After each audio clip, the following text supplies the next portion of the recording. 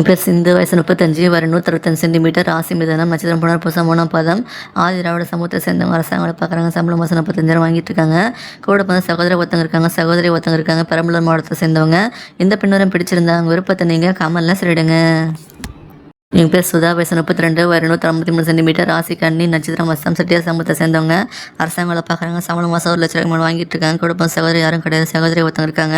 கள்ளக்குறிச்சி மாவட்டத்தை சேர்ந்தவங்க. இந்த பெண்ணுரம் பிடிச்சிருந்தாங்க விருப்பத்தை நீங்கள் கமலில் சொல்லிடுங்க.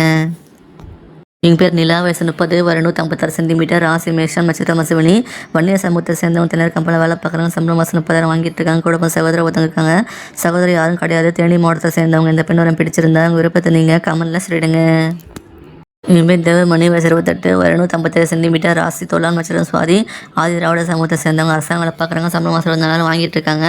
கூட வந்து சகோதர ஒருத்தங்க இருக்காங்க. சகோதரி யாரும் கிடையாது, மயிலாடுதுறை மாவட்டத்தை சேர்ந்தவங்க. இந்த பெண்ணுடன் பிடிச்சிருந்தாங்க விருப்பத்தை நீங்கள் கமலில் சொல்லிடுங்க.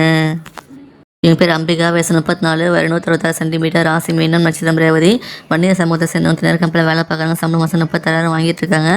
கூட வந்து சகோதர ஒருத்தர் இருக்காங்க. சகோதரி 2 பேர் சிவகங்கை மாவட்டத்தை சேர்ந்தவங்க. எந்த பெண்ணுடன் பிடிச்சிருந்தாங்க விருப்பத்தை நீங்கள் கமலில் சொல்லிடுங்க. எங்கள் பேர் லதா, வயசு 31 வரை 157 சென்டிமீட்டர் ராசி கடகம் நட்சத்திரம் பூசம் ஆதி திராவிட சமூகத்தை சேர்ந்தவங்க அரசாங்கம் வேலை பார்க்குறாங்க. சம்பளம் மாதம் 24,000 வாங்கிட்டு இருக்காங்க. கூட வந்து யாருமே கிடையாதுன்னு சொல்லியிருக்காங்க. வீட்டுக்கு ஒரே பொண்ணு சொல்லியிருக்காங்க. திருப்பூர் மாவட்டத்தை சேர்ந்தவங்க. இந்த பெண்ணுடன் பிடிச்சிருந்தாங்க விருப்பத்தை நீங்கள் கமலில் சொல்லிடுங்க.